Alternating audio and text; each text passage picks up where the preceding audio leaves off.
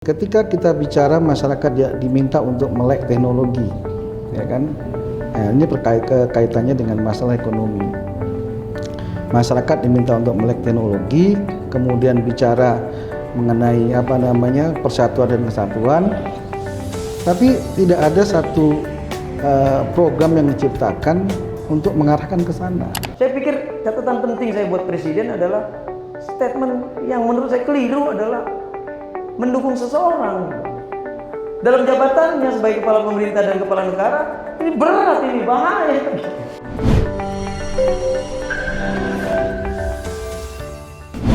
Terima kasih Bang Sukma, Kanda sudah hadir. Bang Haidar memang nggak hadir tadi, sudah dikonfirmasi, dan teman-teman karena hujan banyak yang kejebak.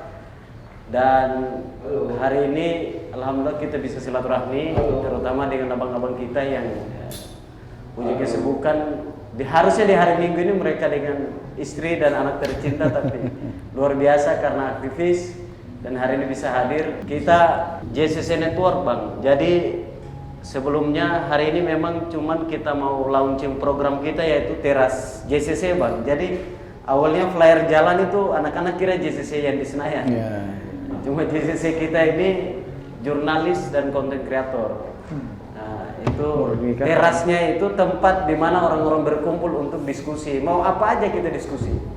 Jadi itulah lahirnya JCC, dan dari melihat perkembangan teman-teman aktivis hari ini, yang harus mereka lakukan itu sudah banyak diambil oleh artis, terus para komikan ini mereka ngambil alih itu. Padahal dulu kalau bicara persoalan di zaman PSBY itu kan, kalau bicara persoalan gerakan itu rata-rata kan teman-teman aktivis. Kalau nggak LSM ya sudah aktivis gerakan lainnya, contoh di Cipayung. Tapi hari ini mereka jadi follower yang luar biasa ke para artis dan komikan ini. Makanya kami lihat, wah ini nggak benar ini.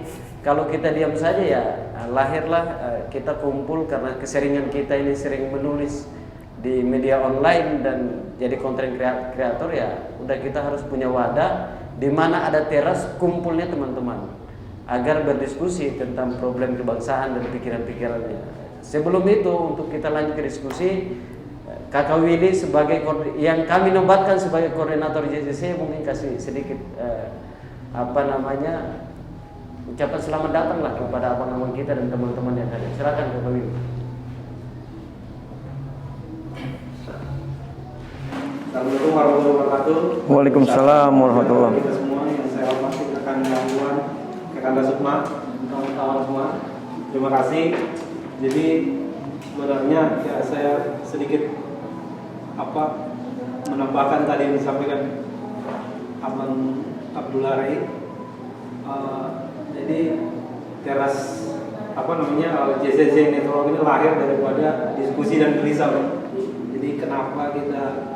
Karena memang pelaut yang hebat itu kan nggak lahir dari laut yang tenang, dia pasti lahir dari badai dan gelombang. Jadi, ini kan daripada kegelisahan ini kemudian kita diskusikan, karena memang akhir-akhir ini kawan-kawan aktivis dan termasuk jurnalis kita itu ketika kita mau sampaikan pemikiran kita yang untuk kemaslahatan orang banyak itu selalu terganjar di kepentingan oligarki dan kepentingan politik pemilik media.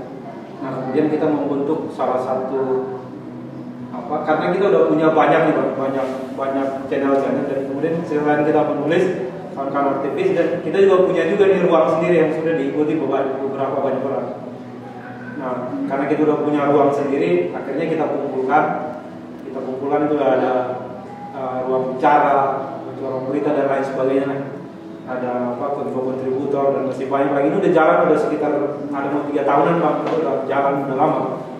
Karena kita pikir ini kalau dibiarkan saja kan, kalau kayak sapu itu kan cuma satu aja kita sapu kan nggak bakal bersih kan. Jadi kita kumpulkan, kita satukan untuk biarkan yang ini untuk kita jadikan sebagai ruang di mana untuk memfasilitasi abang-abang dan kawan-kawan semua yang ingin bicara terkait persoalan politik, persoalan humanisme, persoalan ekonomi, dan persoalan-persoalan lain yang ketika kalau kita mau bicara itu kepentingan politik dan kepentingan yang media itu nggak mengizinkan, nah kita mengizinkan itu karena ini ada ruang yang bebas sebenarnya. Karena kita selama ini merasa nggak bebas Bang. Gitu. Jadi kita kumpulkan itu semua, dan kemudian kita bangun ini yang namanya JCC Network. Nanti kita publikasikan di beberapa media platform, dan nanti kita bangun jaringan wartawan juga ada, dan paling kita publikasikan di situ. Itu tujuan kita. Karena memang kalau tanya terkait hidup ini kan tujuannya apa? Tujuannya harus tujuan kita yang berbuat baik, kan? Kita jalani ya. Mungkin hanya itu saja. Sekian dan terima kasih buat Bang Irwan dan Bang Sukma yang sudah mau datang di teras JCC. Terima kasih. Waalaikumsalam warahmatullahi wabarakatuh.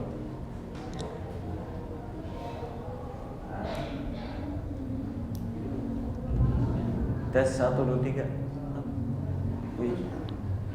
Oke, terima kasih Bang Willy.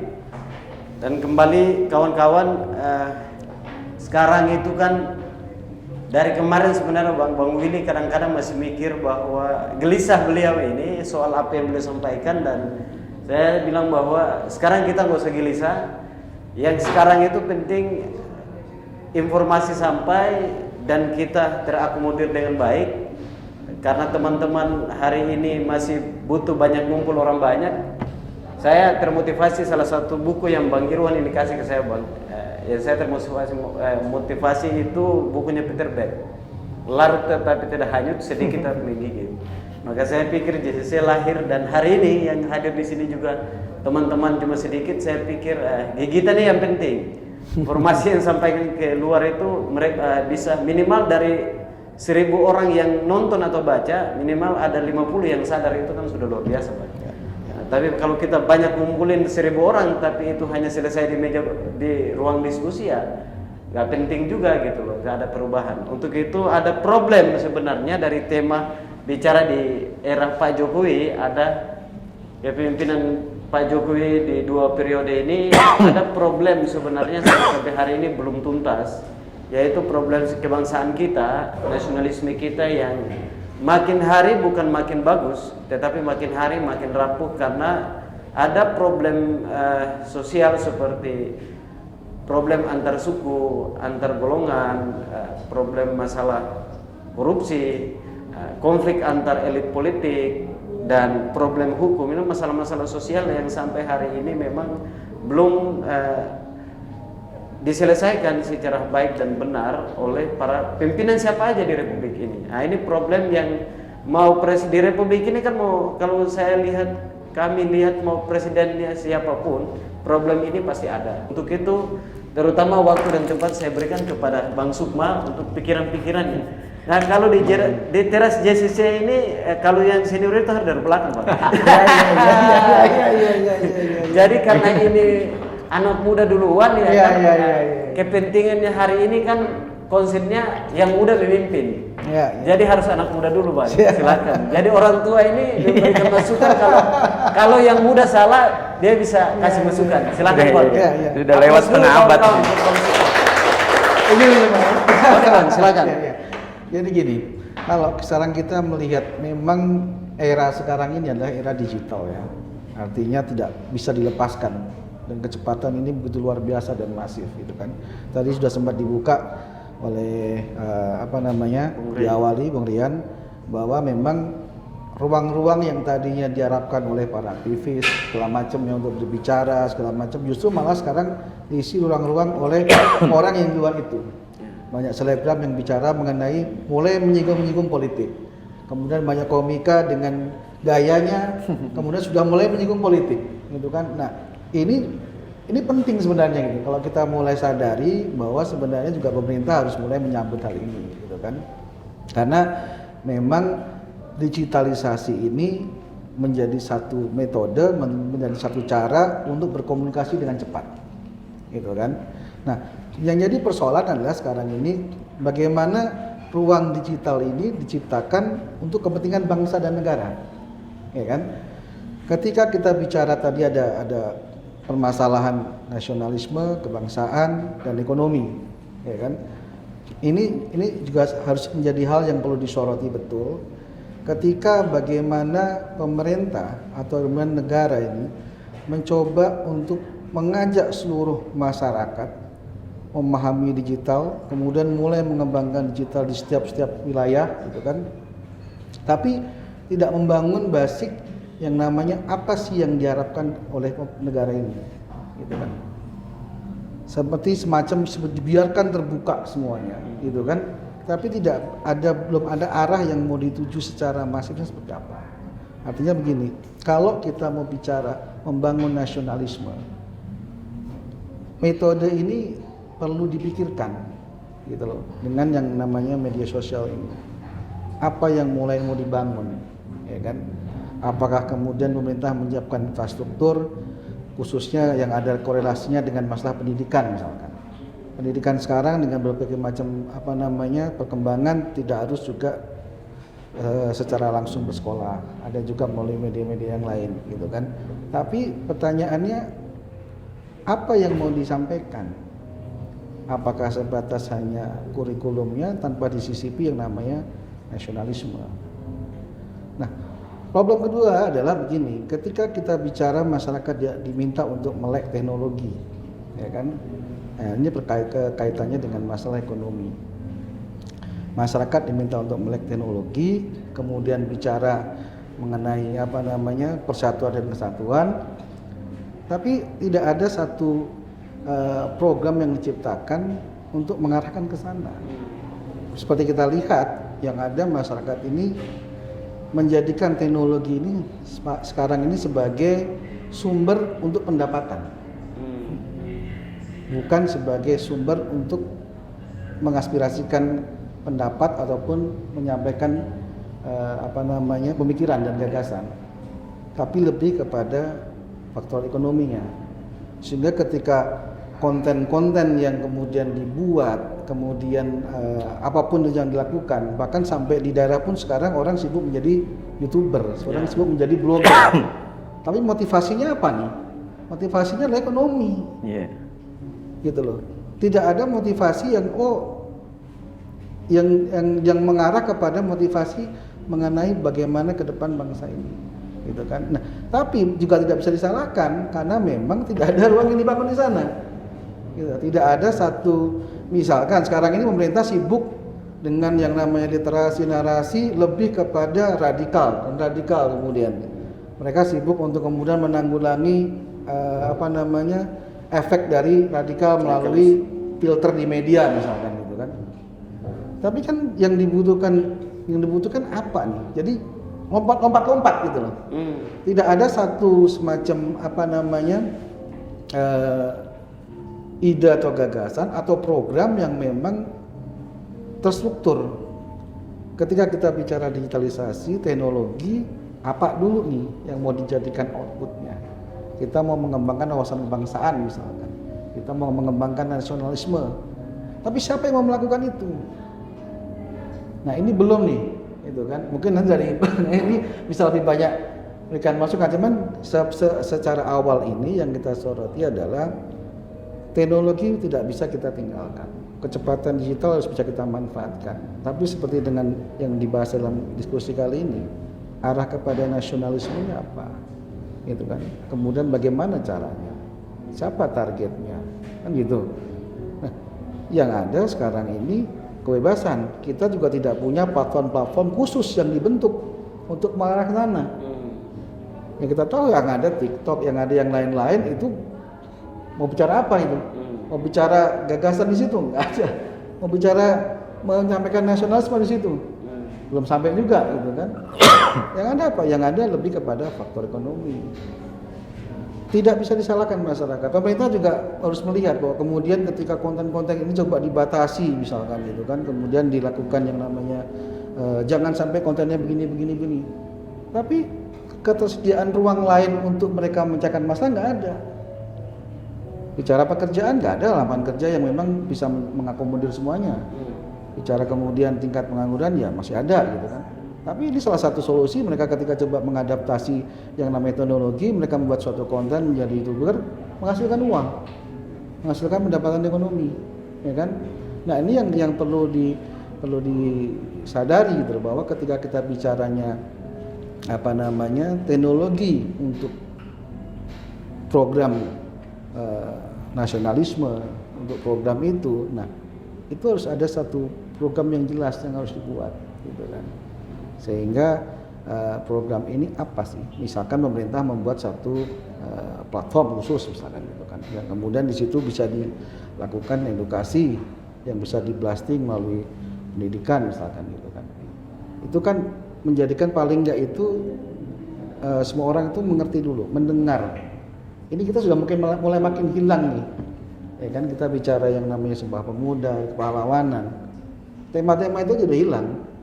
Gitu loh. Tema-tema itu sudah hilang. Nah, ini yang harus mulai dipikirkan dahulu.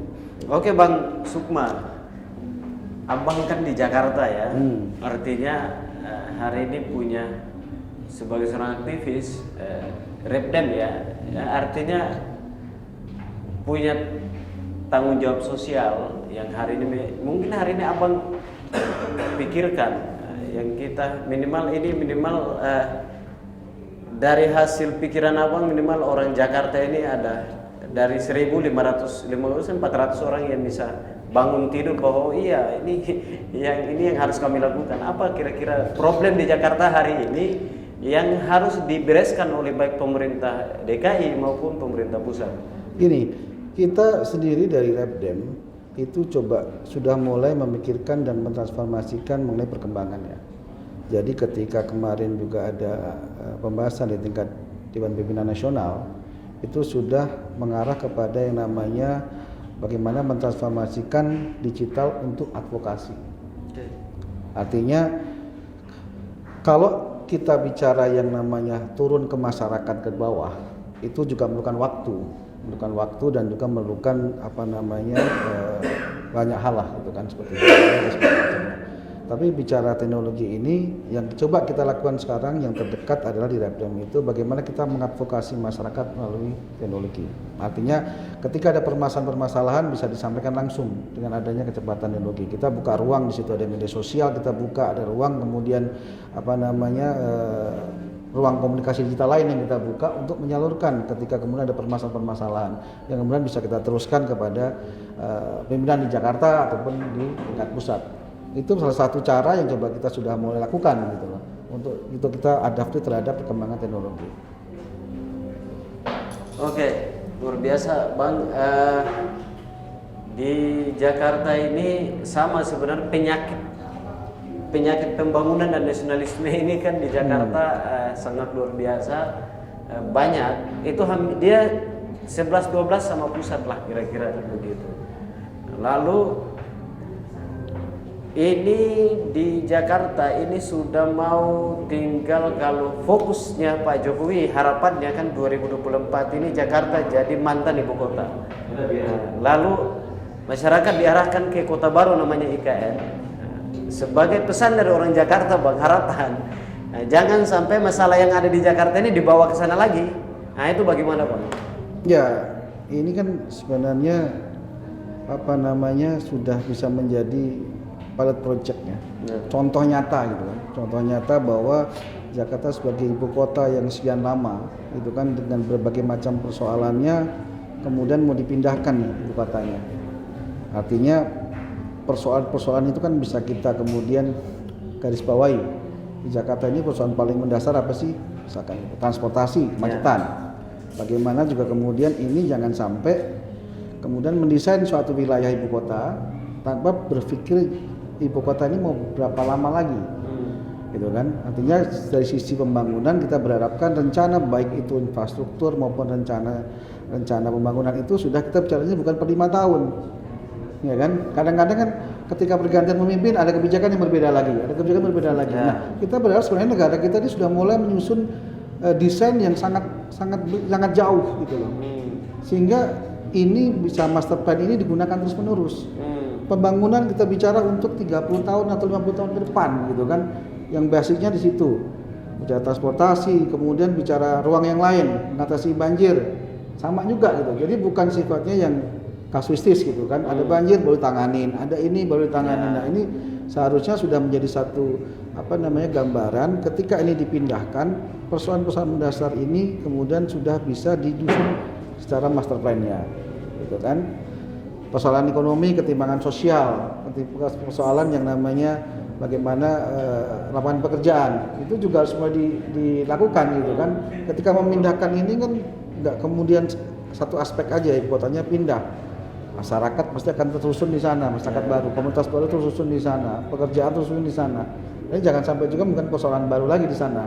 Ini harus betul-betul satu rangkaian yang ketika ini memang rencananya sesuai dengan harapan pemerintah tahun 2024 ini sudah mulai pindah, itu betul-betul sudah hilanglah persoalan-persoalan yang mendasar seperti tadi. Ya gitu Bang, makanya saya tanya ini karena begini, di Jakarta ini kan hari ini setiap gubernur atau pemerintah presiden sekalipun, kemiskinan itu tetap ada tumbuh subur begitu, itu satu. Yang kedua adalah di Jakarta itu sebenarnya biang kerok daripada problem sosial salah satunya adalah konflik antar ormas ya, antara suku, antar bangsa. Nah, ini kan ada di Jakarta. Makanya saya pikir ya memang harus jangan sampai ini dibawa ke sana, kan kira-kira begitu. Lalu terakhir Bang, sebagai anak Jakarta, sebagai orang yang hari ini punya beban untuk bagaimana ikut membereskan problem sosial dan lain-lain di Jakarta, apa sih problem yang paling menurut Abang yang paling parah di Jakarta yang harus segera dibereskan? Ya kita lihat ya persoalan Jakarta dari salah satu aja Bang kira-kira. Jadi contoh. Paling utama adalah kita bicara yang paling mendasar dirasakan itu kita bicara kemacetan. Kita bisa lihat lah kemacetan itu hilang pada saat COVID. Ya kan? Orang bisa merasakan, oh kita merasakan jalan los. Kalau dulu kita merasakan jalan los enak itu ketika mau lebaran ya Pak. Lebaran enak, Jakarta lengang gitu kan. Tiba-tiba itu berlaku 1 minggu kadang-kadang. Karena begitu harus kembali ke Jakarta itu kemacetan luar biasa lagi. Sekarang kita diuji kemarin dengan COVID 2 tahun, Jakarta lengang. Kemudian seolah-olah menjadi satu gambaran kesuksesan nih. Wah, kesuksesan seorang gubernur misalkan gitu kan. Jakarta sepi. Iya Jakarta sepi. Tapi sepi karena COVID, adanya PPKM. Dan itu terlihat jelas ketika kemudian mulai dilonggarkan, bagaimana kemacetan berulang lagi dan bahkan lebih parah. Kenapa? Orang yang tadinya menahan diri karena ketakutan dengan COVID, kemudian orang harus mencari uang lagi untuk bertahan hidup gitu kan. Nah, ini problem utamanya gitu loh. Jadi kemacetan ini memang harus betul-betul menjadi satu catatan. Ya kan, sehingga apakah kemudian dengan metode yang pembenahan transportasi, pembatasan kendaraan atau apapun itu harus dilakukan. Memang harus ada keberanian dari pimpinan gitu kan, dari pemerintah untuk mengambil keputusan yang tegas gitu kan. Jadi masalah kemacetan ini, saya kira kalau kita bicara orang Jakarta yang paling dirasakan dampaknya kemacetan lah. Gitu kan. Itu. Bang, kalau kemacetan ini salah pabrik atau ketidakberanian pemimpin? ini kesalahan pabrik mobil atau ketidakberanian pemerintah? Gini, kalau pelaku industri itu kan bisnis ekonomi kan, artinya ada permintaan ya selalu diproduksi kan gitu. Nah, tapi harus ada satu langkah progresif lah gitu kan. Dan kita lihat selama ini upaya-upaya yang diambil itu bukan solutif secara menyeluruh, tapi sifatnya kita bisa bilang temporary lah. Misalkan bangun kemudian alternatif fasilitas umum, tapi berapa lama ini bisa kemudian mengakomodir kemacetannya? Berapa banyak yang bisa dilakukan? Bisa bertahan berapa lama gitu kan? Sedangkan infrastruktur yang digunakan itu sudah mengambil badan jalan lagi gitu kan, tanpa ada penambahan. Pembangunan yang kemudian juga tidak dipikirkan, misalkan pembangunan infrastruktur seperti mall segala macam yang jumlahnya sangat berdekatan gitu kan. Sebenarnya dampak-dampak ini yang harus mulai dipikirkan gitu loh, karena prinsipnya adalah perlu ada terobosan keberanian untuk sifatnya mengatasi kemacetan. Oke, terima kasih Bang Sukma.